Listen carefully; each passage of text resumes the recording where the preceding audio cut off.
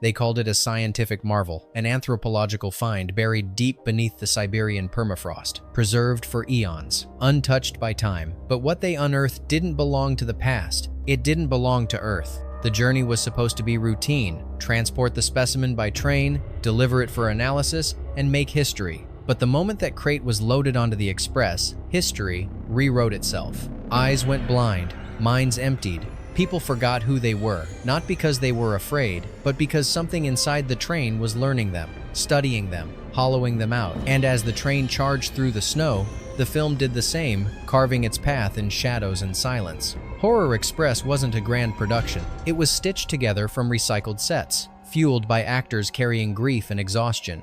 No studio believed in it. No one expected it to survive, but it did. And the longer it lingered, the stranger it became. Behind the scenes, film reels vanished. Blood turned real. An uncredited actor sweated through a mask that nearly suffocated him. And in one moment never explained, a voice not belonging to any cast member was recorded in the final mix. This wasn't just a film about possession. It was a film made by people haunted and maybe something else watching. These are 20 weird facts you didn't know about Horror Express. 1972. Fact 1. Nothing on that train actually moved. Every groaning wheel, every rattle of metal, every corridor that seemed to stretch for miles, all of it fake. The train in Horror Express wasn't a train at all, not in the way you'd expect. It was a static collection of set pieces built inside a rented soundstage in Madrid. Just a handful of walls, doors, and compartments recycled from other films, constantly rearranged like a theatrical jigsaw puzzle. There were no real carriages, no railway tracks. The illusion of movement came entirely from clever direction and sheer discipline. The actors rehearsed their body sways like choreography, each lean timed to sound effects that mimicked the gentle rock of steel over rail. A single mistimed step could shatter the illusion. To enhance the effect, the sound team created a continuous low-frequency rumble layered under every scene, more felt than heard. They couldn't afford a real locomotive, so they engineered a space that felt like one. Not through grandeur, but through confinement, long, narrow shots that made the viewer feel trapped. And maybe that was the point, because this wasn't a journey about reaching a destination. It was about what gets inside when you're locked in with no way out. Fact 2. His sorrow wasn't written in the script. Peter Cushing arrived on set with a suitcase and a broken heart. His wife, Helen, had passed away shortly before filming began. They'd been together for over 25 years. He was shattered. And when he stepped onto the Horror Express set, he didn't come to act, he came to quit. He told the producers he couldn't go on, couldn't pretend, couldn't summon anything beyond silence. But Christopher Lee, his oldest friend in film, asked him to stay, not for the movie, but for himself. He reminded Cushing that grief could be carried differently, not ignored, not erased, but channeled. Cushing stayed, and in doing so, he gave a performance unlike any other, quiet, reserved, hollow, in places where other actors might have reached for melodrama. His eyes don't just reflect fear, they reflect someone who's already seen loss and knows it always returns. Behind every line he delivers is something unsaid. He didn't act the part, he lived through it, one scene at a time. Fact 3. The creature was never meant to have a body. It's easy to be fooled by appearances, and Horror Express knew that. At first glance, the creature looks like a typical monster, frozen in ice, ape-like, menacing, but what's actually being transported on that train isn't a corpse, it's a presence, a consciousness, something ancient and untethered, using bodies as temporary shelters. The script never fully explains its origin. It doesn't have to. What matters is its ability. It steals memories, drains identities, occupies minds like an invading thought that refuses to leave. Its first host is prehistoric, the next, human, the next could be anyone. And that's where the true horror lies. Not in its appearance, but in its intent. It doesn't kill for pleasure. It studies, it collects, it learns until it knows everything you know, and then removes you from the equation. It's not a beast, it's intelligence without empathy, and it's always looking for its next home. Fact 4. The glow came with a cost. Those burning red eyes, the signature of the creature, silent, glowing, watching. They give the impression of otherworldly power, something mechanical or supernatural. But what powered those eyes wasn't visual effect, it was heat. Inside the mask, small, high-voltage bulbs were rigged into the eye sockets. They were wired to external batteries strapped to the actor's body. And under those hot studio lights, the temperature inside the mask soared to unbearable levels. The actor, still uncredited to this day, could only wear the setup for minutes at a time. He sweated through the costume, struggled to breathe, and often stumbled blindly across set with only vague direction from the crew. The suit's visibility was poor, the air circulation worse. What looked like a cold, calculating creature on film was actually a man close to passing out. The eye flicker that became part of the creature's personality? Unintentional. It was the result of a faulty wire shorting mid-take. The director kept it in because it made the alien force feel even more unstable, as if its energy couldn't be fully contained. The result? One of horror cinema's most chilling stares, burned into film and nearly into the actor's skin. Fact 5. The most disturbing prop was a real organ. There's a particular moment in Horror Express that lands harder than any jump scare. The reveal of a smooth, featureless brain inside a cracked open skull. It's an image that suggests the mind has been erased, wiped clean like a chalkboard, and it wasn't a rubber mold. It was a real brain. The team obtained a cow brain from a local butcher, coated it in a gelatin-based solution to give it an unnatural sheen, and meticulously shaved down its folds with scalpels and heated tools. What remained looked alien familiar, yet utterly wrong. The science behind it? Pseudoscientific speculation. A theory that knowledge could be physically worn down by a parasitic force. That intelligence could be absorbed, leaving behind a blank organ with no more purpose. To sell the effect, the director captured it in extreme close-up with clinical lighting. One actor broke character and looked away. The prop looked too real. Because it was. The horror wasn't in the idea. It was in knowing the idea had a pulse. Fact 6. A familiar story in an unfamiliar place. When Horror Express quietly hit screens in 1972, many viewers had a strange feeling. They'd seen this story before. A body found frozen. A shape-shifting entity. A remote environment. A creeping sense of paranoia. It felt familiar.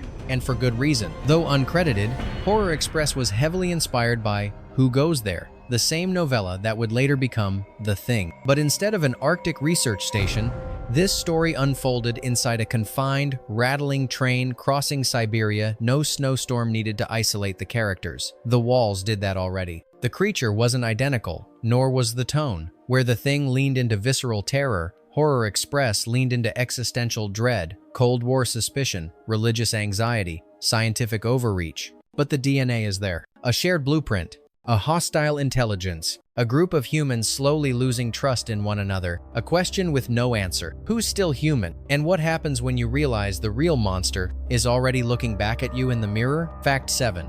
The movie was held together with scraps and hope. When watching Horror Express, it's easy to be fooled by its atmosphere, the flickering lights, the convincing train interiors, the sense of place. But that illusion was built on next to nothing. The film's budget was barely enough to sustain a full shoot. Reports estimate it hovered somewhere around $300,000, a laughable figure, even by early 70-second standards. Every element was cut from corners. The train was just a few redressed sets shuffled between takes. The snowy exteriors were miniatures filmed in a refrigerated box with bags of flour. Military uniforms were leftover wardrobe pieces from other films. Rifles were carved from wood and never meant to be seen up close. The crew used whatever they could get their hands on, often reusing props within the same scene from different angles. Lighting rigs doubled as set decoration. Even the fog effects were manual, created by puffing cigarette smoke into the frame and fanning it out of shot. And yet, it works, because horror doesn't require scale. It requires tension, atmosphere, and conviction. And Horror Express had all three built from scraps and stubborn belief. Fact 8. The music sounded too expensive to be real. There's something unsettling about the opening theme of Horror Express. It doesn't feel like it belongs to a cheap horror film. It feels orchestral, deliberate, the kind of score you'd hear in a big studio thriller, not in a movie made for pocket change. That's the work of John Kakavas, a composer who had never scored a monster movie before. He approached the film as if it were a psychological mystery, not a schlocky creature feature. His melodies were haunting, almost melancholic, and they gave the film a weight it otherwise couldn't afford. The producers nearly didn't use it. They considered replacing the music with stock tracks from a public domain library to save licensing costs. But Christopher Lee reportedly stepped in, calling Kakavas's score the only thing keeping the film grounded. They listened, and it made all the difference. Horror Express might have been made on a shoestring, but it sounded like it came from a symphony hall lost in the dark. Fact 9. Faith turned into fanaticism on purpose. At the heart of Horror Express is a priest, but he doesn't offer comfort. He doesn't guide others through the terror. He doesn't resist evil. He embraces it. Father Pujardov begins as a timid presence, pale, nervous, quietly disturbed by the unnatural events unfolding. But as the story unfolds, his fear becomes belief. His doubt transforms into loyalty not to God, but to the creature itself. He calls it divine. He worships its power. He defends it. The writers weren't just trying to shock religious audiences. They were making a point that when people are desperate for meaning, they'll follow anything that gives them a sense of order, even destruction. This portrayal sparked backlash. Religious organizations in Spain, Italy, and Ireland protested the film's depiction of clergy. In some cases, lines were redubbed or cut entirely for TV airings. But the message remained. The priest doesn't lose his way. He just chooses the wrong thing to believe in and calls it holy. Fact 10. He collapsed in character, and they kept it. There's a scene in Horror Express where a character walks unsteadily through a dim corridor, eyes glassy, sweat dripping, words slurring as he mumbles about what he's seen. It feels like terror. It feels like possession. It was exhaustion. Actor Angel Del Pozo had been filming for nearly 16 hours straight, in heavy costuming under hot lights and recycled air. He hadn't eaten. He hadn't rested. He'd been pacing the same stretch of narrow set for take after take. And in one of those takes, his body gave out, but the director didn't yell cut. To the camera crew, it looked like brilliant method acting a descent into madness captured with chilling realism. Only when Del Pozo collapsed behind the set wall did someone realize he wasn't performing. They revived him, let him rest, but the footage stayed. The scene made it into the final cut unaltered. What audiences witnessed wasn't a horror character breaking down. It was a man reaching the edge of physical collapse, caught between fiction and failure. Fact 11. The thing never had a face. You remember the monster, don't you? The creature in the crate. The one with the red eyes and frozen features. That wasn't it. That was just the host, the first one, the shell. As the story progresses, the real horror reveals itself not through transformation, but through transition. The intelligence moves from one body to another, like an idea, switching speakers. A whisper passed forward, a thought with no boundaries, and you never see its true form, because it doesn't need one. By the third act, you're not afraid of what the creature looks like. You're afraid of who it might be hiding inside the conductor, the officer, the scientist beside you. Horror Express never gives you the satisfaction of a final monster reveal, because the scariest monster is the one that doesn't need to show itself anymore. Fact 12. The missing reel that might have changed everything. Somewhere deep in the production logs for Horror Express, there's a gap, a segment referenced in shooting notes, scene outlines, and early storyboards that doesn't exist in the final film. It was a sequence involving a military compartment aboard the train, one that carried a mysterious Soviet device designed to measure anomalies in the Earth's magnetic field. In this scene, the officers realized the field spiked the moment the frozen creature began to thaw. The implication? The being was being tracked. Or worse, expected. But that scene is gone. The footage was never found. No script pages remain. No footage survived. Even the editor wasn't sure if it had ever been completed. All that's left is a production photo. A crate covered in frost, a man in uniform shielding his eyes from an unseen glow. Was it lost in editing? Or was it something they chose to erase? All we know is that the train might not have been carrying a mystery. It might have been carrying proof, and someone made sure it never reached the station. Fact 13. It became a legend without a platform. Most cult classics are rediscovered. Horror Express was passed along like a rumor. After its modest theatrical run, the film slipped into obscurity. No re-releases, no studio push, no cable deals. For years, it floated in a limbo of forgotten reels and bad transfers. But horror fans kept it alive. Copies were dubbed from TV broadcasts, traded at conventions, or found in dollar bin VHS tapes under alternate titles. Some people didn't even know what film they were watching, they just remembered the one with the train and the eyes. It became myth by misplacement, a film you didn't find unless it found you first. And when better quality versions began to surface decades later, a strange thing happened. Audiences already knew the beats. They had memorized the shadows, even through the static. This wasn't a film that rose from the dead. It was one that never truly died. Fact 14. The actor inside the monster suit never spoke again. He was the one inside the fur, the mask, the wires, the suffocating heat and flickering red eyes. He performed the creature's movements, took the hits, hit the marks, and vanished when the credits rolled. His name was Juan Olaguivel, And Horror Express was one of the last films he ever worked on. Why? Because no one remembered him. He went uncredited. His work was praised, but not attributed. The monster became iconic, faceless on screen and faceless in memory. While Christopher Lee and Peter Cushing were immortalized, he disappeared into the background. The suit nearly cost him his vision. The role never earned him a second one. He gave the creature its shape, but he left the train with nothing but bruises and silence. Fact 15. One frame defies explanation to this day. There's a moment in Horror Express, not even a second long, where the screen bends. It happens during one of the possession transitions. The film flickers, the lighting distorts. A figure seems to appear in the background and then vanish. It's easy to miss, but once you notice it, you can't unsee it. The restoration team caught it first. When reviewing the negative for remastering, they paused on that frame. It didn't belong to any camera setup. No record of the shot. No matching props. No one on the crew remembered filming it. Technically, it shouldn't be there. Some blamed damaged film stock. Others whispered about production interference. But the editor had the final word. I don't care how it got there. I care that it feels like it wanted to be. One frame. No source. Still unexplained. Fact 16. A line too personal to deliver. Christopher Lee had delivered thousands of lines in his career. Declarations of doom, whispered threats, ancient incantations. But on the set of Horror Express, one simple line left him speechless. It happened during a quiet scene. His character reflects on loss, a passing comment about the death of a child. Nothing dramatic. But Lee froze. He tried again and again. He couldn't get through it. What no one knew at the time was that Lee had recently experienced a family tragedy, one too raw to name. That line, that moment, cut into something that had nothing to do with the script. He left the set without a word. It was Peter Cushing who sat beside him in silence, both of them carrying their own grief in different shapes. No advice, no rehearsal. Later that evening, Lee returned. He said the line with no inflection, no emotion, just cold, flat delivery. It's chilling. And it's real, because sometimes the scariest thing an actor can say is something they weren't ready to say at all. Fact 17. The actor who couldn't leave the character behind, Alberto de Mendoza, played the priest. But after filming, the priest didn't let go. The role of Father Puhardov demanded a descent from nervous religious advisor to full-blown zealot, willing to serve an alien intelligence he mistook for divine judgment. It was extreme, intense, a transformation that required total surrender, and Mendoza gave it.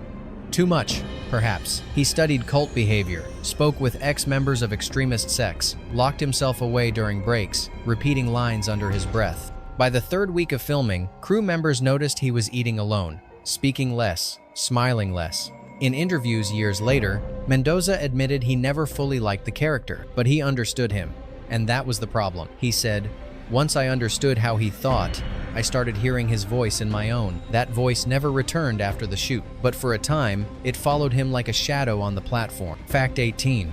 Blood that spoke for itself. It dripped. It stuck.